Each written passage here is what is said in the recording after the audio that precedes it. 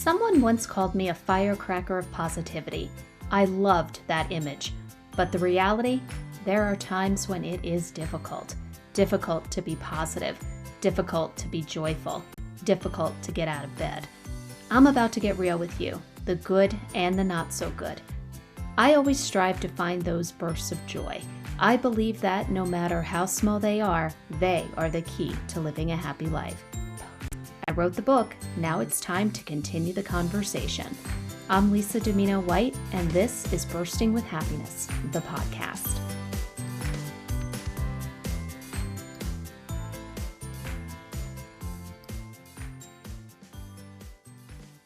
Hello, everyone. Welcome to this episode of the Bursting with Happiness podcast. I am so glad you're here and so excited to be able to connect with you today and share some valuable information with you. Today, I'm joined by Meriam and Ashley Jackson Thompson. And what we're going to be talking about today is so important. We are going to be talking about the roles that caregivers have and how important it is to incorporate joy into your life when you're in that very important and difficult role. So I encourage you to share this episode with anyone you know who is a caregiver, who could use the support, and who needs to add a little extra dose of joy to their days. Meriam and Ashley, please say hello. Hello, everyone. My name is Meriam. Love it. Hello, I'm Ashley.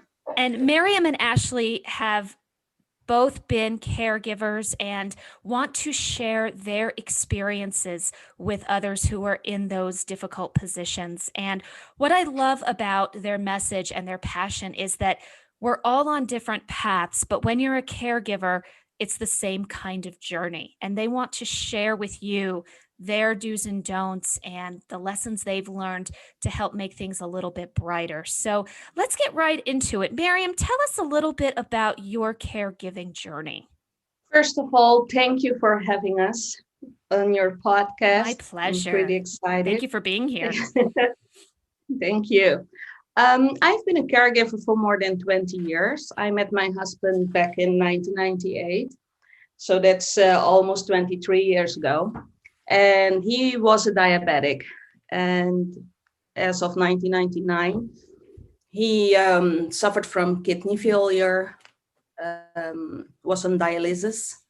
And in 2003, he had his first kidney pancreas transplant. So it was a tough ride. It was, now that I think back, I don't know how I did it, but I did it, right?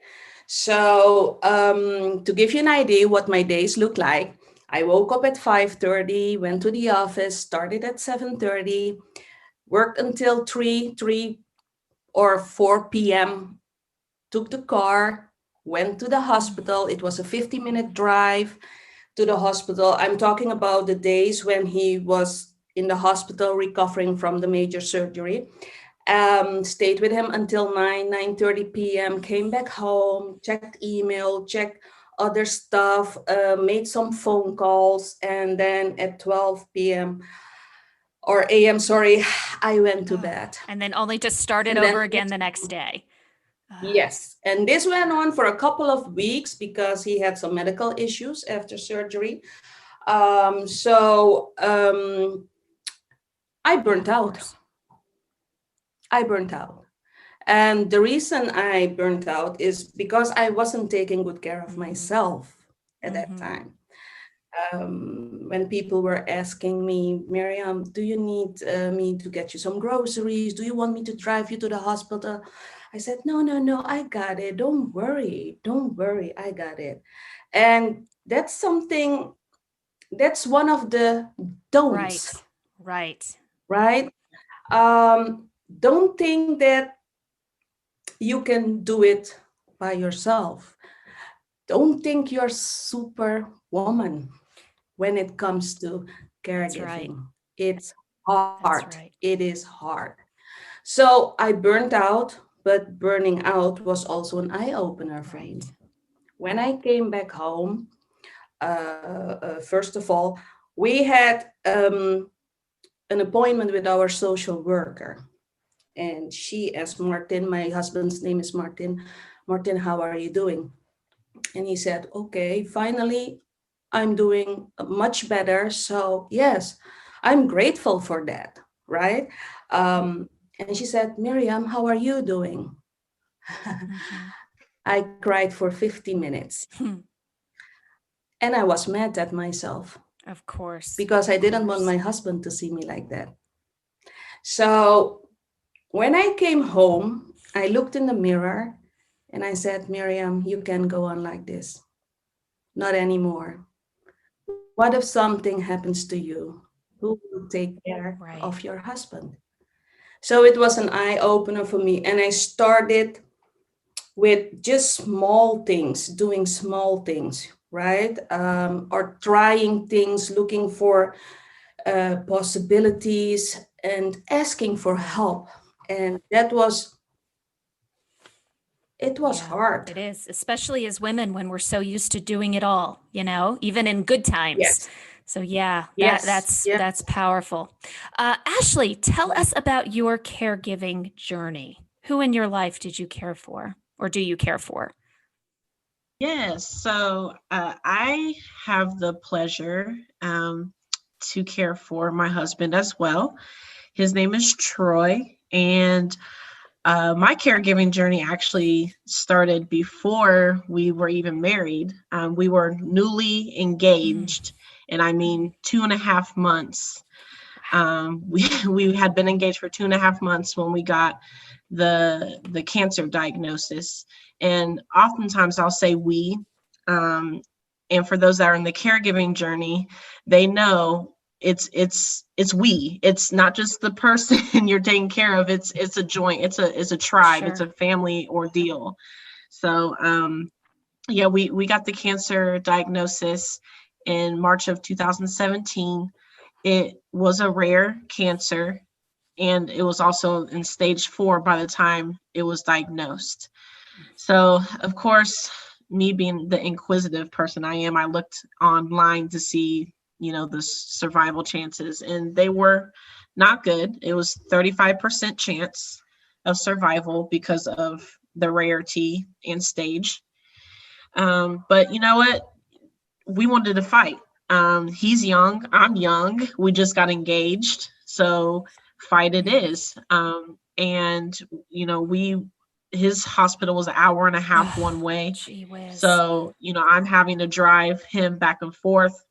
There were opportunities for us to stay down near the hospital, but when you're sick, you just want your bed. Sure. And I wasn't going to deny him his bed, so we would make the trip back and forth for his chemo and radiation. All the while, I'm, working 40 hours a week, cooking, cleaning, being his chauffeur, and also planning our wedding Oh, because he refused to postpone. I asked multiple times if we could postpone, not cancel, but right, postpone right. our wedding.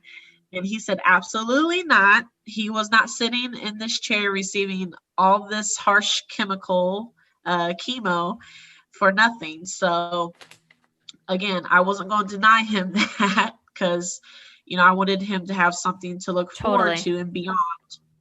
Um, by the grace of God, we were able to get married on August 11th, 2018, which is one of my fondest, it'll always forever be one of my fondest memories. Of course, I know all women probably say that, but it was a tribute to him making it, him battling through all the treatments and surgery. And um, he had a major surgery before our wedding. It was about 8 months before our wedding, because the tumor would shrink, but then it would come back and it would double in size. It would shrink and come back, and it looked like it was double, triple in size. And so they finally had to do a surgery, and the surgery, um, it was rough because I left him, and when he came out, he was a changed man, physically. Because of the tumor and the growth of it, they had to remove his eye. Mm, So, excuse me, let me back up. The the area the tumor started was his nasal cavity. Mm. So it totally destroyed the bone in half of his nose, and it was circling around his left eye. So they had to remove the eye, half of his nose, and a part of his skull because it had then started to penetrate the skull, that bone there. So he came out and he was a totally changed man, right? And I almost fell to my knees. Had my mom not been there to catch me, I probably would have fell Mm. and fainted. Um, so just him getting to that moment at our wedding was celebration Sure. enough. And then when we returned from our honeymoon, we're told that his tumor was growing back again and that there was nothing that they could do. So I needed to call hospice. And I break down crying because I'm like, we just came back from paradise and you're telling me he's going to basically die, because that's all I knew of hospice was people went there to die. But I heard Troy yell out, no, nope, not going down like that. I fought too long and I finally got married to her. No. Hmm. And I was like, oh, okay, well, what? And I begged the doctor. I know there's the different steps of grieving. Yeah. And begging is like one of them. I was begging, like, what else can there, even though they've already said there's nothing else, I'm begging, like, go find something, Right. please. Right. But yeah, when a couple weeks, they said they were going to review his case. And then within a couple weeks, we got a call back saying that there's a possibility that it might not be tumor growing, it might be scar tissue. So, but the only way they can tell that is that he has to go for another surgery, a whole nother surgery where they have to open him up again. And I was scared, but obviously it was something that we had to do. And they opened him back up, and thank God it was only, I shouldn't say only, but it was scar tissue, because the scar tissue had done its own damage.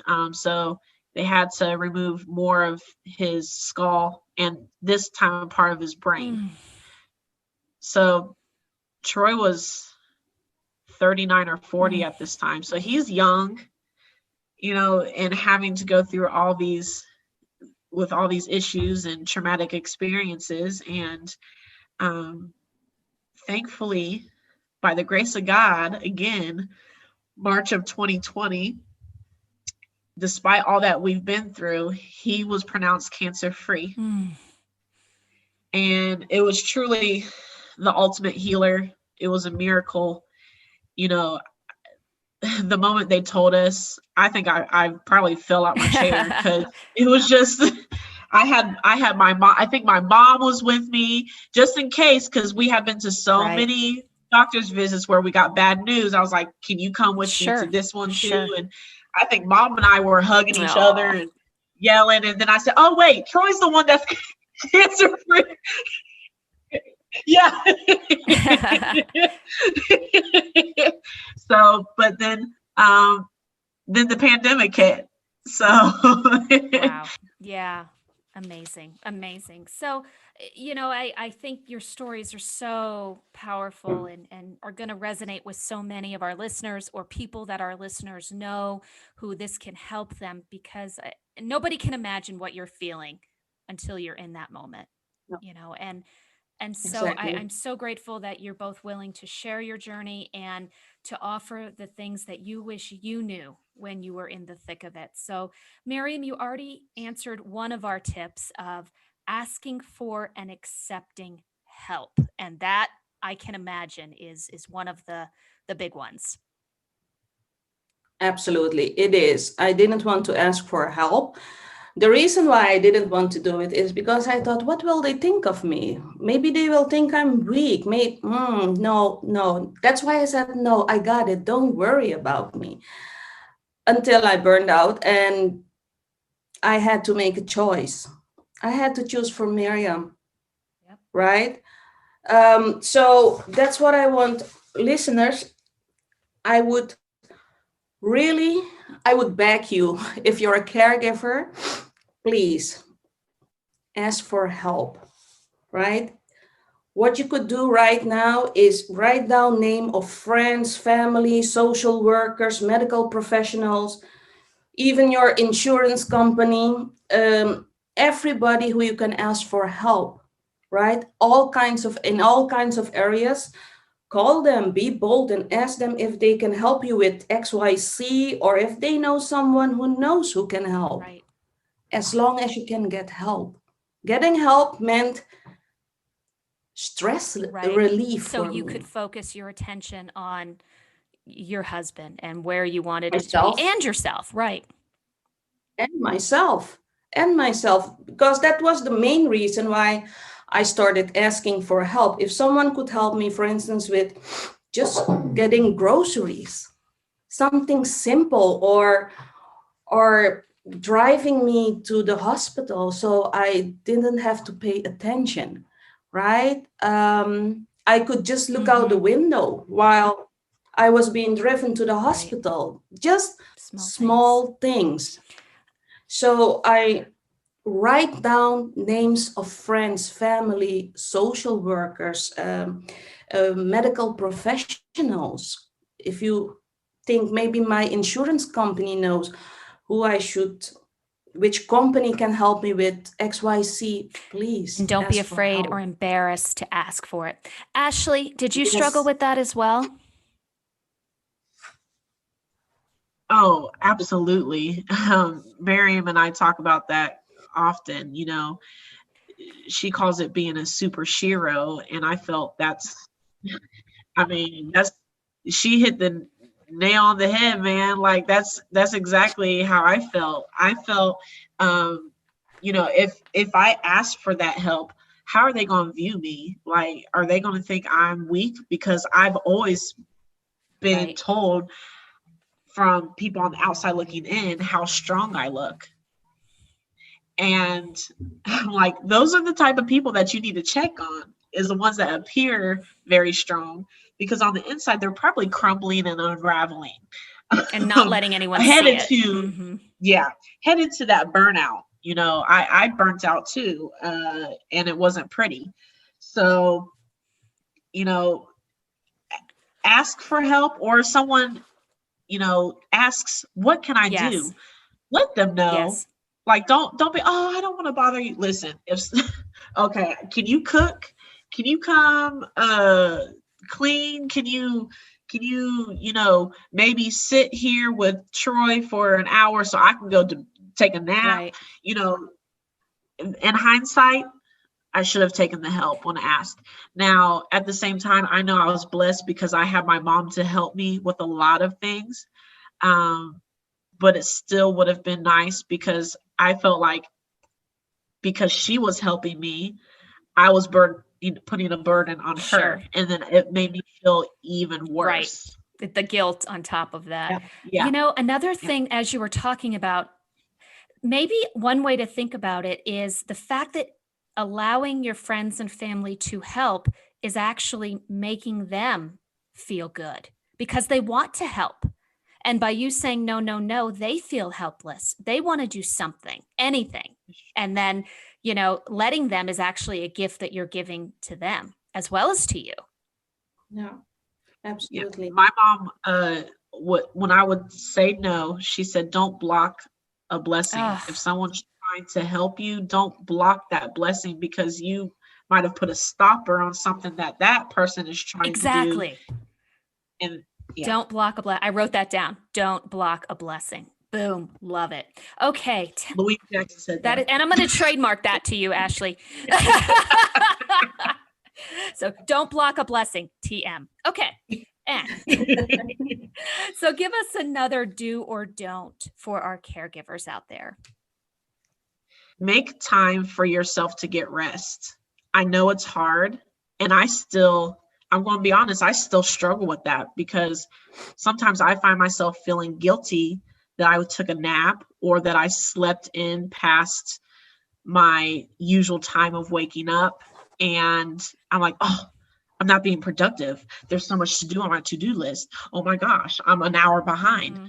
But guess what? If you don't get enough rest, things start to manifest itself physically, mentally, you have to take care of your vessel, or else you cannot take care of someone else's. Get the sleep, the rest that you deserve. Eventually your body's going to tell you that it's time to take a break and rest, but you don't want it to be so severe that you might you might end up in the hospital. Right. You know, you don't want it to be Preventative. that. We want to prevent that. Right. Yeah. Exactly. And not only that, when you take a rest, what I experienced, and Ashley also experienced it, is that you're a better caregiver. You can take better care of your loved one. So what I didn't mention yet is that my brother had a stroke in 2012. Oh. And he called me while I was at the office. So that was a tough ride, my second tough ride. And we showered him ourselves in the hospital. He was paralyzed on the right side of his body. And when we showered him, I could tell that he felt so fresh. He couldn't talk. So the only thing he did was nodding, like, I feel great, right? And that smile, like he wanted to say, I appreciate you. That meant so much. And he started walking and talking again within 3 months. It was a cooperation. So thinking back about what Ashley just said, whenever I could take rest, I did it to be a better caregiver. So how do you recommend people deal with that guilt when they have that internal voice inside saying, what are you doing taking a nap? I mean, is it just the awareness of it and fighting and pushing back and saying, I'm not listening to that because that's not the reality of what's happening here? I was just going to say, that's what I've had to start doing. You know, like, I'm not listening to that voice. Like, I have to lay down. I have to rejuvenate, because that's what sleep does for you. It rejuvenates and refreshes your body. It resets your body, right? And you're not just doing it for you. Again, it's for the person you love. You have to be healthy in order to take care of them. Yeah, what I did is I looked at myself in the mirror again, asking myself that question: what will happen to your hobby if you're not okay? Right. And it was like, okay, boom, take a rest now. If not for you, for him. If not, yeah. And what I also did is another tip for our listeners is an affirmation. One of the best affirmations for me is looking in the mirror and telling myself that I am worthy of a wonderful life. That's my favorite affirmation. So listeners, write down your favorite affirmation. Look at yourself in the mirror and say your affirmation. If you're just starting with it, it may sound weird, but after doing this 3 times a day, you will get used to it and believe it. Yeah. Ashley, do you have a similar affirmation that you use? You know, I just go about my day. I think I don't stop and look at myself necessarily, but what I do is when I notice some kind of negative, anything negative coming up, I try to stop that immediately and say, no, that's not what we are going to do today. I don't have time for this. Neither does Troy. So that needs to go away. I speak to any kind of negative thought in that way. So in short, I guess you could say that would be a sort of an affirmation. Sure. But I just do it differently than Meriam. So Yeah. Excellent. Because a lot of things that I deal with start here, which I know that's for a lot of people. And so I verbally sometimes will say out loud, no, that's not what's going to happen here. And Troy will look at me like, who Who are are you? you talking to? Me, myself. Okay. I'm having a team meeting with myself, okay?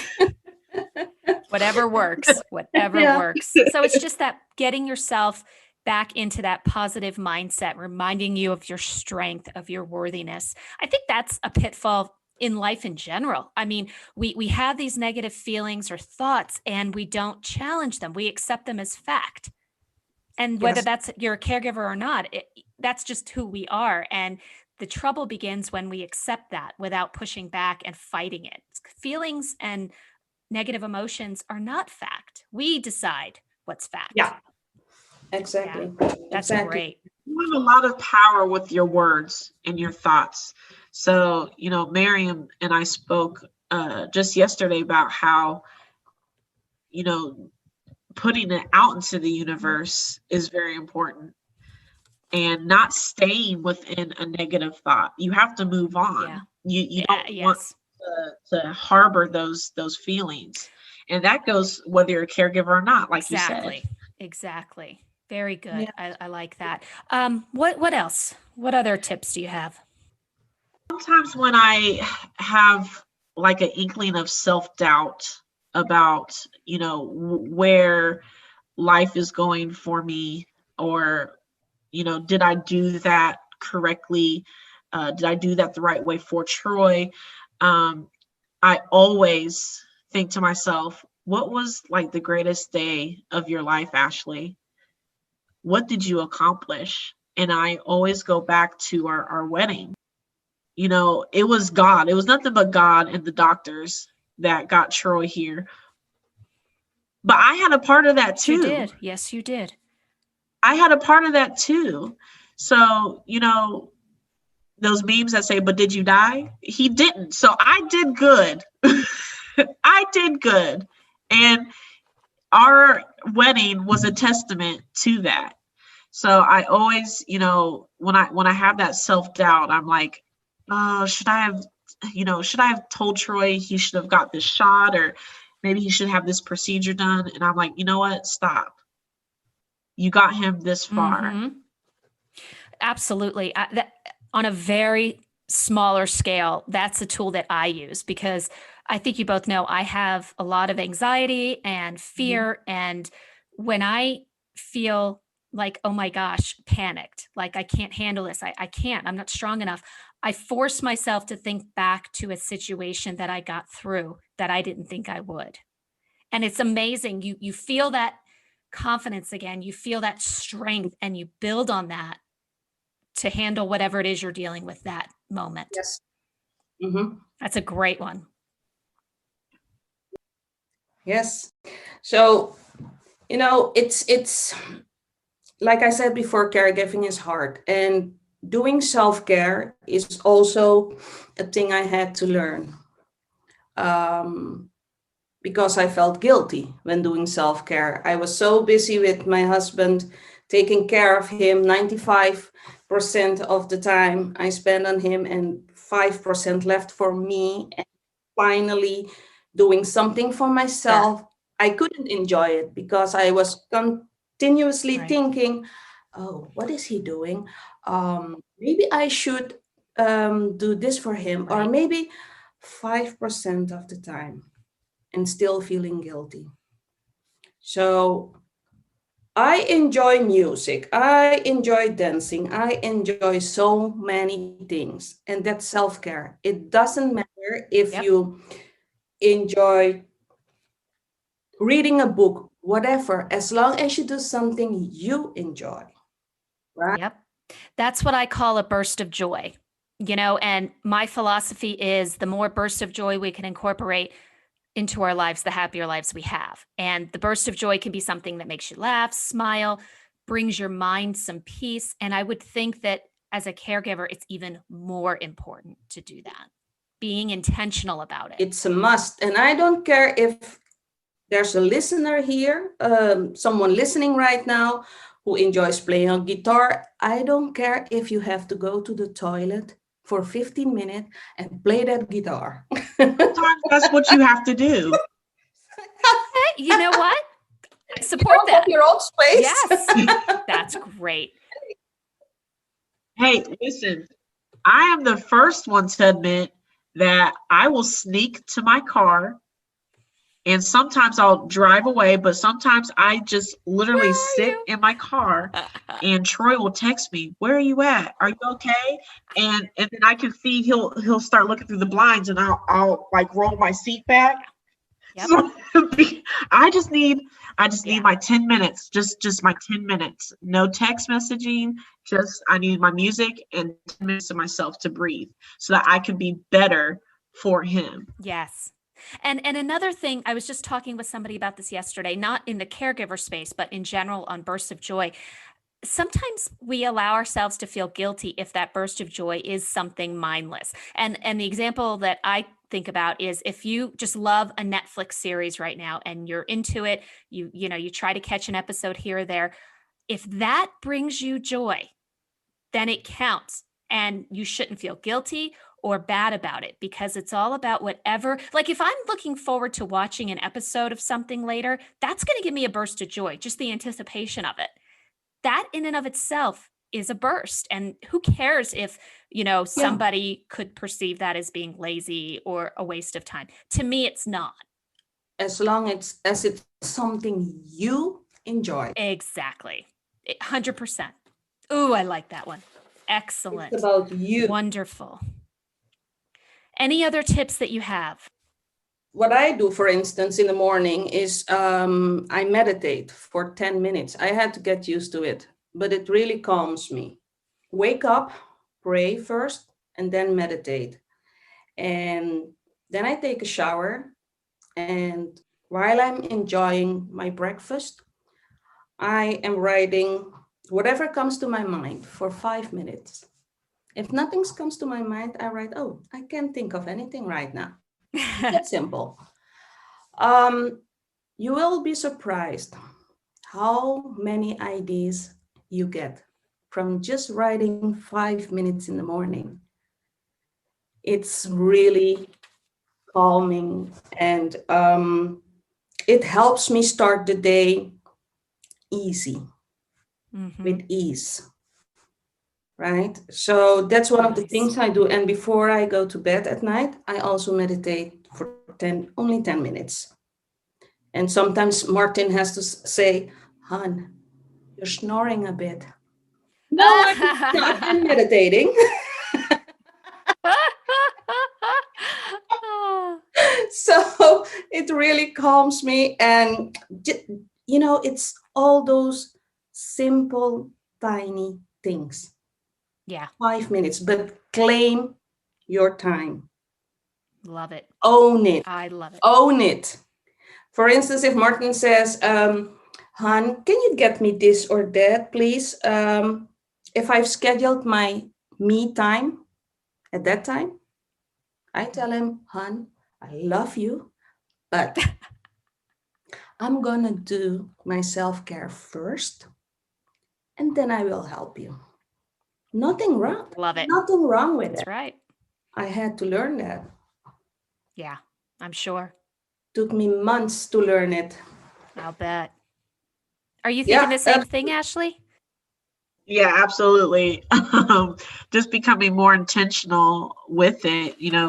I had to learn, I actually have to write it down. Like, I have to write my own self-care down. I know that sounds really No. crazy, but like it, if it's not written down, it doesn't happen. Mm-hmm. I've figured that out. Like, I Mm-hmm. have to write it down. if you But write things down, you're more likely to do it because Right. you see it. So, right. one more tip for our listeners, Yes. your affirmation, write it on a piece of paper and put it in a place where you can see it often. I like that. Kitchen, your bedroom, it doesn't matter. Whenever you see it, say it out loud. Wonderful. Oh wow, this is great stuff. And don't ever think that you're alone. You are not alone. Let's talk about that in our final few minutes. Tell me, how do you recommend caregivers reach out for support from fellow caregivers or others? Support groups. Ashley and I both have our own Are they groups. Are they open to others to join? Yes, they are private groups because caregivers Okay. usually love it when it's a private group. And Clubhouse. We are on Clubhouse. So that's pretty new. We're new to it, but we love it. We enjoy it because the conversations we are having with fellow caregivers, they are awesome. We have so many topics, right? You can talk about cancer, you can talk about kidney failure, you can talk about transplants, whatever. So they have a feeling, they know that they are not alone, and we have been there. And it feels so good, inspired, to motivate. Once again, caregiving is hard, but there are possibilities. Tell me about your Caregiving 2.0 program. 6 weeks online, and I am coaching caregivers who are struggling with many things like, I don't have time for myself. I don't know how to do this. I am not a medical professional, but I can help you find more time for yourself, own your well-being. That's so important. Meriam, how can people find you? www.meriambaldwin.com. That's MERIAMBOLDEIJN. Ashley, tell us about your program. After Troy was pronounced cancer-free, I found my place in a way where I didn't know what to do for myself because we weren't having to go back and forth every day. And I launched my purpose-filled business in July of 2020. And after figuring out that I can mesh my passions and figuring out my purpose, I launched Timeless Dream Events, which is event planning business for the terminally and or chronically ill and their loved ones. I do also offer, life celebrations because I believe within a moment's notice, you just never know, right? So let's celebrate that life now. Let's have, you've been wanting to get married. Well, I can help you do that in a short time frame. And I'm just so excited to wake up now and see who I can help. And it brings me such pleasure that I figured out how to turn something very painful in my life to helping others that may be in my same situation. I do have a Facebook group as well for caregivers. We provide tips on how to treat yourself. And I always like to remind all the caregivers that treating yourself doesn't mean going on a luxurious spa day, right? It can be going in your car and listening to music, or going to your local bakery and getting a delicious donut, or, it doesn't have to be something extravagant. It could just be getting the extra hour of sleep. So we offer those kind of tips in my group. Caring for the caregiver, treat yourself. Nice.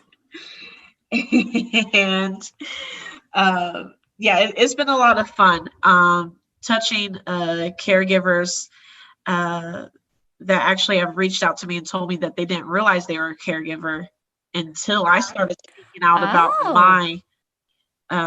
my experience, and I was just blown away. Interesting.